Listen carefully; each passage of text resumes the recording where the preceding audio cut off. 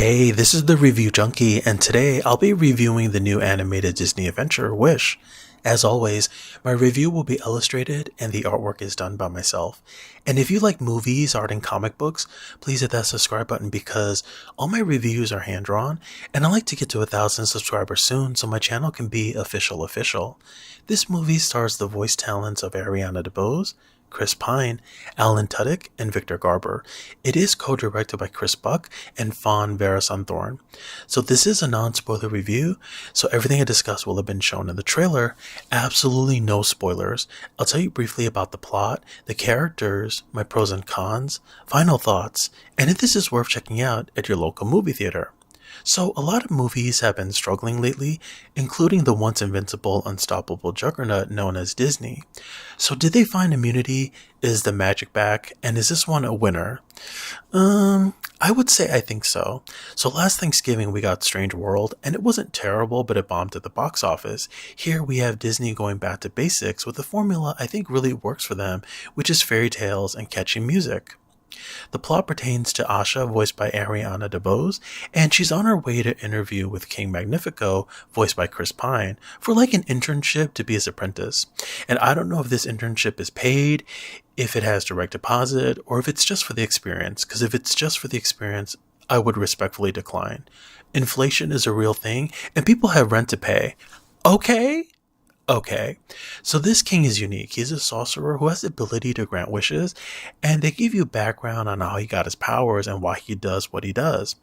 And this small town has a ceremony once a month where they tell the king of their wish when they turn 18. So there's something that happens during the interview, and this is also where Asha learns the king doesn't grant every wish, and they also explain why. So she's torn because she really wants her grandfather's wish to come true.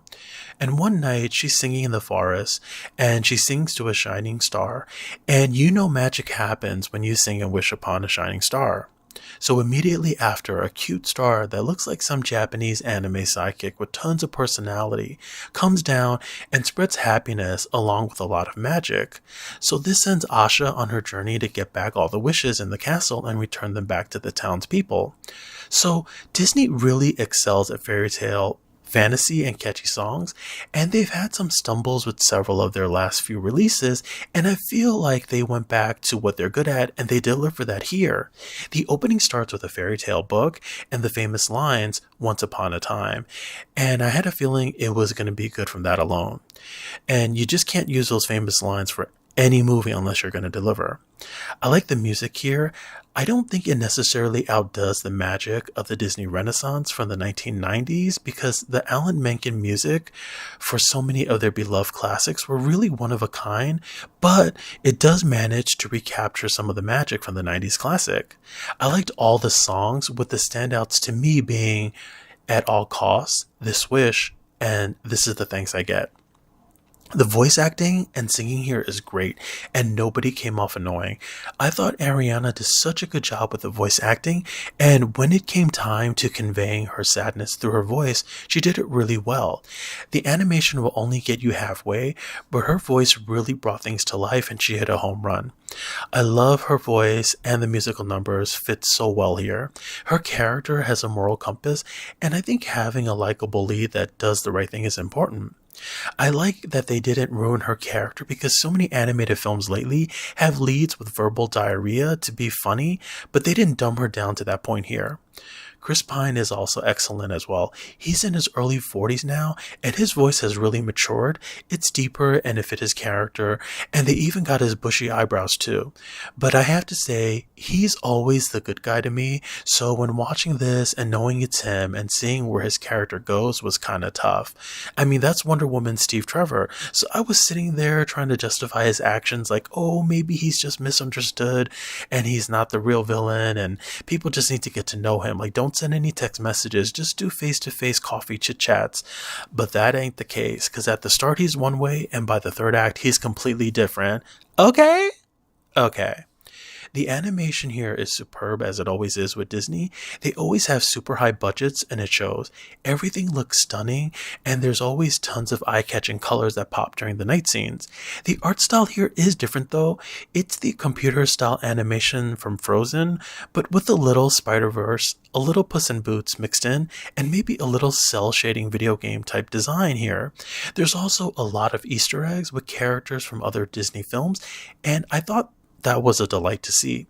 Of course, my favorite character here is the Wishing Star. Things really pick up once he arrives, but he doesn't speak. He makes small noises and moans, but everything is through his facial expressions, and they did such a good job with that because the character's facial expressions here are all very lively. Asha also has a diverse group of friends, and I like that they were able to incorporate that into this film. I only have a few small cons, and it's the plot device of wishes. They do provide a good explanation of why so many wishes don't get granted, but the whole idea of Asha trying to set the wishes free and return them back to their owners just didn't seem like the strongest plot. I feel like the 6-year-old kid in me would have totally loved that idea and be sitting there like saying, "Oh my god, mommy, the bubbles are wishes." But the adult in me didn't think it was the strongest. I also thought they struggled with Asha because I wasn't rooting for her all the way, only halfway, and the script just didn't develop her where it took me all the way where I found myself rooting for her. And Disney animation is known for pulling on your heartstrings and bringing you to tears. And I will say there were about 2 moments where I could kind of feel it coming during the musical numbers, but it didn't take me all the way. I also felt the third act the way it concluded wasn't as strong as it could have been, and it just wasn't as impactful. So this brings me to my final thoughts, and this gets a solid 8 out of 10 from me. This is a good film. It's good, clean family fun for the holidays and something to see all year round.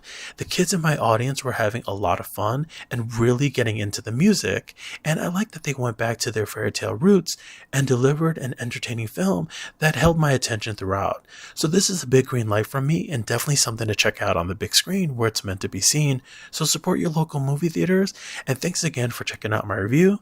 If you like, please subscribe, helps the channel out a lot. Hit that thumbs up button, feel free to share this with your friends. And if you happen to have a movie you'd like me to review, please let me know.